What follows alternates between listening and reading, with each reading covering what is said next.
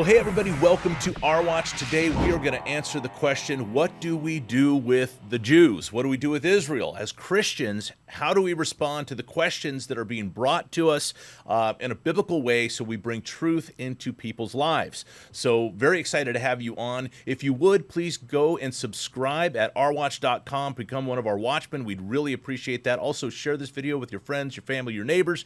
Get good, truthful information into their hands. We would truly appreciate that.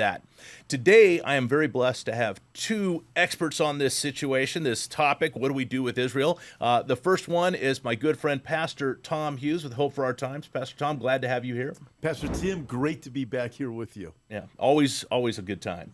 And also blessed today to have Billy Crone with us. Pastor Billy Crone, how you doing? Hey, doing great, man. Glad to be here. Thanks for having me on. I'm glad that you're here, and really, this is a topic that's so prevalent right now, as you know. What do we do with Israel? How do we respond to this question? So I want to just open it up, and whoever wants to answer first, what do we as Christians do with the Jewish people? What do we do with Israel? That's a loaded question. And it's obviously a huge problem in the church right now. Replacement theology has been here since the beginning, not the beginning of the Bible, but as soon as the church started to go apostate, replacement theology came in. Catholic Church is built on what we would consider the development of replacement theology with their amillennial teaching. And you find it also throughout the Protestant churches, and it's growing. And it basically teaches that God is done with Israel, and the church has replaced Israel. We know what that means, but a lot of our viewers probably don't. So that is not what the Bible teaches. In fact, the Bible teaches that God has a plan for Israel, and it wasn't just past. It wasn't just back in the book of Genesis. You follow it through. It's linear. It goes all the way to the end. So what's happened within the church, and most pastors, I would say, I think Billy would probably agree with me, most pastors in the West now, not just Europe, but America, teach that God's done with Israel and move on from it. But the prophetic messages regarding Israel and the second coming of Christ are tied together. You cannot separate them, and you have to follow them all the way through the end.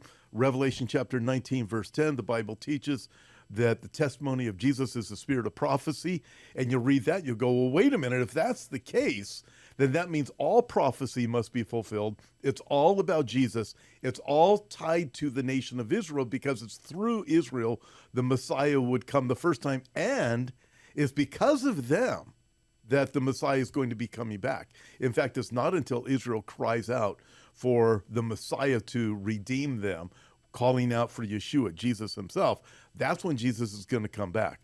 But things did not stop. The prophecies did not stop at the day of Pentecost back in Acts chapter 2. It continues all the way through to the very end. And we look at all of the unfulfilled prophecies still regarding the nation of Israel and the return of Jesus. Well, they have to be fulfilled. And if that's the case, well, then God does have a redemptive plan for Israel. And Israel is the key to understanding what is coming. Yeah, you and I just got back from Israel, had 100 people with us, and it was a great trip. And one of the things that I continued to try and reinforce with the bus that I was on was just the idea that you look around Israel and you can see plainly that God is not done with the Jewish people. You can see that he reestablished them as a nation, that he's been blessing them, that he's been bringing the Jews back. All the things that he said he would do, he's doing, replanting their vineyards. I mean, just what a great time, bringing a whole group to a winery in Cana, but knowing that there's wineries everywhere. Now, God said, I will replant your vineyards. And we're seeing it everywhere. God's hand of blessing, obviously God's hand of judgment will be upon them. We'll see that in the Great Tribulation. But clearly, God's not done with the Jews. Yeah, it was obvious driving around. Oh, yeah, real quick, and then I'll turn it over back to you and Billy. But bringing up just that one point, Ezekiel chapter 36, God says, I am going to prepare my land because I'm going to be bringing my people home. In other words, we will start to see the land being prepared before the millennial kingdom comes. So, and we are watching that happen already. We were in the area of Mount Gerizim, and just had a great time up there. And one of the things that happened since 70 AD is there's a plant, it's a thistle, it's commonly referred to as the widow's garment. It has completely taken over the land of Israel. What's interesting, in 1948, as the Jews officially started to make their way back into Israel, we know the Zionist movement began before then, and as Israel started to plant vineyards and orchards, guess what's been going away? The widow's garment. And it's being taken over by the oranges and the mangoes and the bananas and the vineyards, and they are everywhere. And I find it absolutely fascinating. The land had been desolate. Mark Twain confirmed what Jesus said, the land will be desolate. Mark Twain confirmed it in the 1800s. You go there now, we're just there. The widow's garment is disappearing as the people are coming back into the land, and these vineyards are now everywhere, and the orchards are everywhere. And it's really an amazing thing to see. Also thinking of widow's garment, what was the land of Israel for almost 2,000 years? It was like this brokenhearted land, widowed, and remarkable to see what's happening there. Yeah, absolutely. Billy, what do you say about this? Well, a lot of it, the danger of people saying that God is done with Israel is I'd say the first problem that you do is now you are making God out to be a liar. Because you look at the promises that God made to Israel, they're unconditional and they're eternal, right?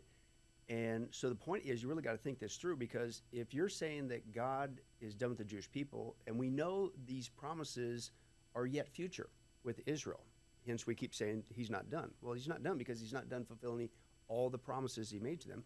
And one of them, obviously, is that one from the lineage of David, the Davidic promises, the covenant, is going to rule and reign over the entire world. Now we go, oh yeah, of course, that's Jesus, right? Well, obviously that hasn't happened yet, so it's yet future.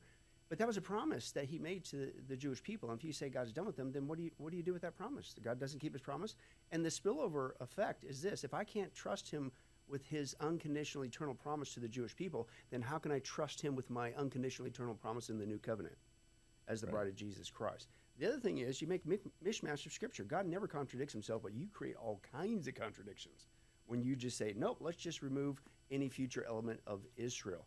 Why do we even have a 7-year tribulation, right? The 7-year tribulation, one of the purposes of it is a disciplinary rod from God for the Jewish people to wake them up to that point that Pastor Tom was saying, that they finally go, oy vey, hey, Jesus was the Messiah, and they call upon him, and that's the good news, bad news. The bad news is 2/3 of them are going to be taken out. That's Zechariah, right? But God's going to sovereignly protect 1/3, because why? He's not done with them. He's got to fulfill these promises, the millennial kingdom, Jesus rule and reign, all that stuff. But that's the purpose of the 7-year tribulation, and that's Revelation. And so if there are no Jewish people, you can't have a 7-year tribulation. Then you go back to the book of Daniel, which is where we first learned about the 7-year tribulation. It's the final week of the 70th week prophecy, right? That is obviously yet future when we look at the context. And it clearly says it has nothing to do with the church. It's all about Israel. It's a time of Jacob's trouble, not Paul's trouble, the church's demise, right? And so you can't have a future 7-year tribulation leading to the return of Jesus Christ at his second coming, the establishment of the millennial kingdom, and then later the great white throne judgment, and then later the final one with the eternal state. You can't have any of that without the Jewish people. So it's a big deal when you say, nope, Lord, just take them out, God's done with them. You make God out to be a liar, which if that's you, I'll stand over here while the lightning bolt gets you, number one. Number two, how can I trust what God says? Right. Right. And I love that you bring up that rod of correction. One of the things I'm hearing a lot lately is, there's a group of Jews, they're the elitists, they're doing all sorts of awful things. Look at the government of Israel, they're doing some awful things, and I'll give it to them. That's true. Yeah. And I think it's important that we're critical of the government of Israel and critical of our own government. Right. I've often told people that come to me and say, hey, what do we do? Are we supposed to support Israel? I tell them, do you love America? Yeah. Do you support America? Yeah. Do you agree with everything our government is doing? Right. No. Okay. Well, there you go. But we still love our country. We still support our country. We'll be critical of our government, hold our elected officials accountable. Same thing with Israel. Yeah. But there is a rod of correction. Those Jews that are of the synagogue of Satan, those Jews that are doing evil things, God's going to deal with them. Right. And he's a lot better at it than we are. Yeah. Well, I always say it all the time. Hey, let God take care of the situation, whatever, even if somebody's against you, even as a born-again Christian, because God dishes out way better spankings than we could ever think of. Mm-hmm. Absolutely. So he's a master at it. And absolutely. he knows where to get you. Yeah, yeah. There's a growing movement, a nationalist movement, an America First movement, and I have to admit I am for that because I believe our government should have our best interest in mind. But with this movement, there's a faction that's arguing that the U.S. should stop stop foreign aid, reduce the foreign aid, especially for Israel. What do you say about that, Tom? Well, I think it's morphed from America First to America Only. And that's what the problem is. And also, here's what happens. People, like, you're a member of AIPAC. You know, AIPAC is privately funded. It's American citizens who put in their money. It is not the nation of Israel giving money to petition the U.S. government and do whatever they want to do. So that's one lie that's out there. They target AIPAC, the same people, America Only. And they also say regarding funds regarding Israel, they say, look at all the money we're giving Israel. What they never admit is Israel, if I remember correctly, Israel is the only nation that has a particular agreement with the U.S. government for the funds that they get.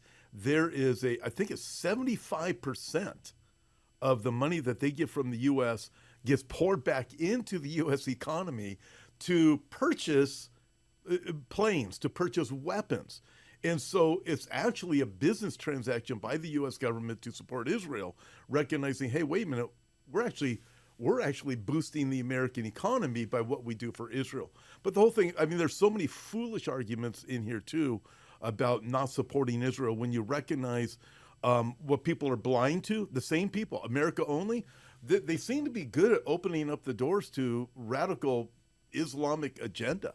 We look at what's going on in New York. We can see what's happening in Texas right now.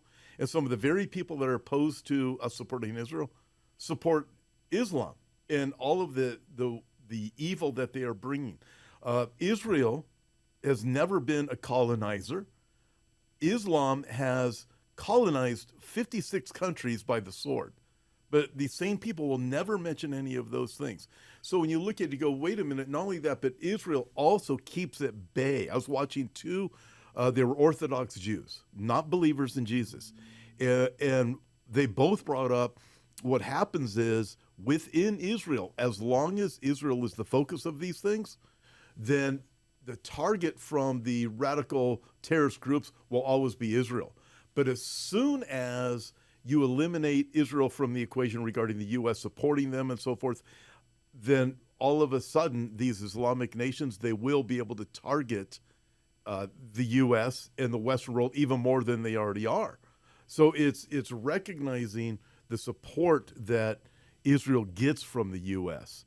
keeps Israel at the forefront of being the target of the enemy. And they're saying, hey, we're better off keeping it here than having to spread out through the rest of the world, because we can tell right now they're trying to spread it to the rest of the world. They're Islam is, and they're very effective at what they are doing, but it's just absolutely foolish. But it's an America only movement. It's not an America first movement. Right. That's why I said I agree with the America First portion of it, because I think our elected officials have an obligation to looking out for our best interest first. Yeah. But yeah, when we support Israel, that is also looking out for our best interest. We need totally is. an ally in that region, and they are our number one ally. Right. I would even do, here's a simple illustration. We all fly, and we know we all got to go through those safety things, right? And what do they say? If the mask comes down, put the mask on yourself first so that you can help out others. That's America first. You've got to take care of America first in order to help out others. And supporting Israel does take care of America first. I'm telling you, if we stop supporting Israel, America's done. And I don't think these politicians, either number one, they don't realize it, or number two, they really just hate Israel that much. And they're willing to shoot themselves in the foot in order to destroy the Jewish people or the Jewish nation. Yeah. I think there's a lot of elected officials that understand our need to support Israel. The sad thing for me is many of them don't know how to articulate it. Case in point, Ted Cruz, I would agree. I mean, totally agree. What a wasted opportunity. This was several months ago when he did this, but why do we support Israel? I don't know. I learned it in Sunday school. Well, you're a sitting U.S. senator making decisions that affect our nation and the world, and you got to have a better answer than I learned it in Sunday school, and it's somewhere in the Bible. These are things that we need to understand. Why do we support them? What's the biblical purpose behind it? What's the practical purpose behind it? And it was things like that that have really led to, and I'll never forget, because you spoke at my church in May of this year, and I'll never forget what you said. You said, "Mark my words, within 1 year, you will see a rise in anti-Semitism like you've never seen before." And look where we're at today.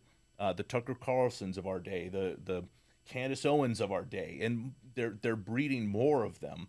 This anti-Semitic, the same old anti-Semitic tropes. I mean, they're pushing a narrative that is influencing a lot of people, and I struggle with this because I have a lot of people asking me this question about Israel, and after I talk to them, what I could tell is their algorithms have hit them. The algorithms they're feeding them this anti-Semitic garbage, and that's all that they're taking in, and they're not pausing to go, what does the Bible say? What do you think? I'll throw this to either of you. What do you think about this very obvious movement of Satan pushing the anti-Semitic stuff through the influencers of our day? Well, it's obviously that's his agenda, and these are the days we live in. So whatever at his disposal he could dupe people, that's what he's doing. So of course he's using one of the biggest tools to reach the masses for evil purposes: the internet, whatever, social media, you name it, all the above influencers. But you talk about the why should we support Israel? Speaking of that audience, Carlson and Candace Owens, for people to say that America should stop supporting Israel, even with weaponry and things of that nature, number one, I think it's a mask for anti-Semitism, right? Because like we don't give money and weapons to other countries. Why are you picking on just Israel? I think it's really a mask for anti-Semitism. You say, oh, it's for political reasons or economic reasons. No, it's not. Then call in the funding from everybody, right? Why is it just Israel needs to be completely yanked out? The other thing, too, is to me, supporting Israel, even with weaponry and things of that nature, it's a moral issue. And that rarely ever gets brought up. Because if you know, and you guys have been over there many times, I've been over there many times, Israel is in a fight for their life. And this is the other thing that the hypocritical American media will not, they never talk about this. You go over there and the Muslim news, they're out there, kill the Jews, kill the Jews, kill the Jews, kill the Jews, which, by the way, they also say the same thing about America. Right, we're the big Satan, right? And so the only light in the area is Israel, as you had mentioned, Pastor Tom, rightly so. It's just, man, we got to support them. You remove support from them, they're just taking over the area, and they're coming here next, and they're already coming here. And that's a whole other issue. Yeah. But to me, it's a moral issue because they're in a fight for their lives, right? And so here you have a country that is surrounded by countries. Just remove the whole religion aspect from it. But they are literally being threatened with murder 24 hours a day, 7 days a week. And as Americans, you're just going to let it happen? And so, yes, there's a political element to it. There's an economic element to it, but and a biblical element to it. But there's also a moral element to it. You're just going to let these people, especially in light of what Hitler did, you're going to let these people get slaughtered? And that's Christian? I don't see it. Yeah, I don't see it also. And sadly, what's happening is this anti-Semitic rhetoric has really infiltrated our university systems. Yeah. Look at the rise in protests on campuses, these anti-Semitic protests, these pro-Palestinian protests. From the river to the sea, Palestine will be free. Most of these people don't know what river, they don't know what sea. But they're out there with their signs, and also with their LGBT signs, and just talk about uneducated and having no clue how the world actually works in the Middle East, because those two things don't mix in the Middle East. Right. They're letting them mix here in America right now. Yeah. For right now. Yeah. Well, right now, until a lot of people, that's the other side of the equation. They don't understand the Jewish people, certainly from a biblical perspective, even as we're mentioned geopolitically, morally, economically, why we need to support them. They have zero clue on Islam. Islam, as Pastor Tom said, they win people not by, as the Bible says, as Christians, they'll know you by your love for one another, and we share Christ. And if they don't, okay, we shake the dust off the feet, move on. They don't win by converting, they win by conquering. And it's a bloody mess, right? And that's what they do. They take over countries, and to get to an eclipse point. And one of their games right now that they're playing is by sheer numbers, mass numbers. And this is what's going on over in Europe. And I was just over there a couple months ago teaching in Oxford on our way from the airport, from Heathrow to Oxford. We had to go through London, flat tire, right out in the middle of nowhere. So it's dark, it's night. We were waiting about 6 hours for the guy to show up. And I had to go to the bathroom. So I go across the street down the one block. There was an American hotel there and Quality Inn. And I go in there and dressed exactly like this. And I'm just looking for a bathroom. And there's the front desk. And the first thing I noticed was, whoa, they're all Muslims. But I didn't care. I didn't think anything of it. I just needed to use the bathroom. I didn't see a restroom sign. So I go around the corner and big old long hallways like their breakfast nook. Tons of Muslims. Oh, by the way, they were all male. Right. And so but again, I still didn't think anything of it. Right. And this is a multi-story hotel. So I'm still looking for I get halfway down that hallway. That guy comes and he on the shoulder, hey, get out of here. I said, well, I'm just looking for a restroom. He said, get out of here. Anyway. And so then it dawned on me, oh, praise God for your protection. What a dummy. I didn't know. Right. And it was all full of Muslims. Then we learned from the locals there. When we got to Oxford, they said, oh, yeah, that's what the government's doing. They're loading them up in hotels. And it's all nothing but Muslim and Muslim men, right? Yeah. And then when I was pastoring, at military age, when I was pastoring in New York, this was in 2011, and cat came out of the bag. A lot of the Muslims there were buying up convenience stores, gas stations, and whatever, and they're very nice to you, very cordial. But the cat came out of the bag. Oh, we're just waiting. We're biding our time. We get an order, you'll see a different side. People think that's a conspiracy theory. It's not. So you look at what they're doing to the Jewish people. They're called the little Satan. America's the big Satan. And then you got all this stuff coming into America, not just the sleeper cells, but now you got all this other stuff going on. And all these, like in the UK that I experienced, London's completely taken over. You do not want to go down there at night. Right. We were in there in the daytime. I didn't want to go down there. It's happening to America. So the point is, these people don't know the Jewish people. They don't know the Islam. And Islam at one point, they will even lie. They are even told it's perfectly acceptable to lie to your face if it advances the purpose of the day. So they're being lied to. Oh, there's moderate Muslims. No, those are the fake Muslims, right? But a true Muslim will always come after you by conquer if they have to. I got stories in Sacramento. One guy converted to Christianity. He goes back home. He's born again. They told his family. They immediately stabbed him in his gut, and then he survived the stab. He ran away. And then they liquidated his bank account and whatever, and he was on the lam. It goes on all the time, right? But that's the other danger of not just not supporting Israel, but what is going on with this Islam element, and what are we inviting in our country, and we're being duped. Right. You don't know Israel, you don't know Islam, and Islam, I'm telling you, is a powder keg waiting to go off. Yes, folks, even in the United States of America. Absolutely. In fact, just want to plug right now, if you're interested more about Islam, you want to find out what is happening in America. In January, Our Watch with Tim Thompson is going to have Brigitte Gabrielle out here. She is an expert on all things Islam. You're not going to want to miss that. We only have about a minute left, Tom. How can my audience reach you? How can they follow all the stuff that you're doing at Hope for Our Times? HopeForOurTimes.com is the easiest way to follow me, and go there. And I will warn this too. 48 mosques in Texas in the last 24 months. Texas. Yeah. That's not New York, Dearborn, or Minneapolis, or California. That's Texas. Yeah. Billy, how can people follow you? GetALifeMedia.com. That's our main teaching website. So if they want to get our studies and whatever, they can also download our app, Billy Crone. Just search for my name. They can download that for free. 14 years worth of material they could check out. And just real quick, you have a new documentary coming out. Yes, our sequel.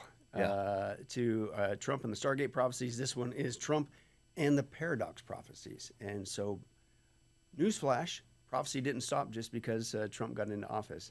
And so these are the people act like it. Right. So we're dealing with everything we're seeing that is advancing. And the danger for me is it's in turbo mode because very few are talking about it. Yeah.